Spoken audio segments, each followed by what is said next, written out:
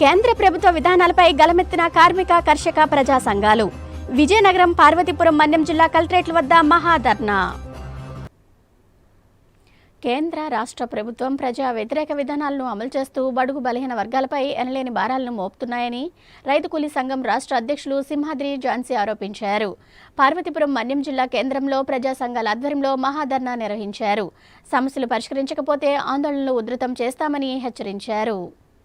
పార్వతీపురం, మన్యం జిల్లాలో ప్రజా సంఘాల నాయకుల ఆధ్వర్యంలో మహాధర్నా కార్యక్రమాన్ని వామపక్ష నాయకులు నిర్వహించారు. ముందుగా పాత బస్టాండ్ నుంచి విప్లవ గీతాలతో నృత్యాలు చేస్తూ మన్యం జిల్లా కలెక్టర్ కార్యాలయం వరకు ర్యాలీ నిర్వహించారు. ఈ ర్యాలీలో రైతు కూలీ సంఘం రాష్ట్ర అధ్యక్షురాలు సింహాద్రి ఝాన్సీ, రాష్ట్ర స్థాయి కార్యదర్శులు, జిల్లా స్థాయి నాయకులు పాల్గొన్నారు. అనంతరం కలెక్టర్ కార్యాలయ ఆవరణలో సమావేశం నిర్వహించారు. ఈ సమావేశంలో సింహాద్రి ఝాన్సీ మాట్లాడుతూ, నేడు మహా ప్రదర్శనలో భాగంగా 500 కలెక్టర్ కార్యాలయాలలో కలెక్టర్లకు వివిధ సమస్యలపైన వినతి పత్రాలు అందజేసి వివరించడం జరుగుతుందని అన్నారు. పెరిగిన నిత్యావసర ధరలను తగ్గించాలని, డాక్టర్ ఎంఎస్ స్వామినాథన్ రైతు కమిషన్ సిఫారసులను తక్షణమే అమలు చేయాలని డిమాండ్ చేశారు. ఉపాధి హామీ చట్టం పట్టణ ప్రాంతాల్లోనూ అమలు చేయాలని, ఎన్నికల వేళలో ఇచ్చిన హామీలను అమలు చేయాలని కోరారు. ప్రభుత్వం స్పందించకుంటే ఆందోళనలు మరింత ఉధృతం చేస్తామని హెచ్చరించారు.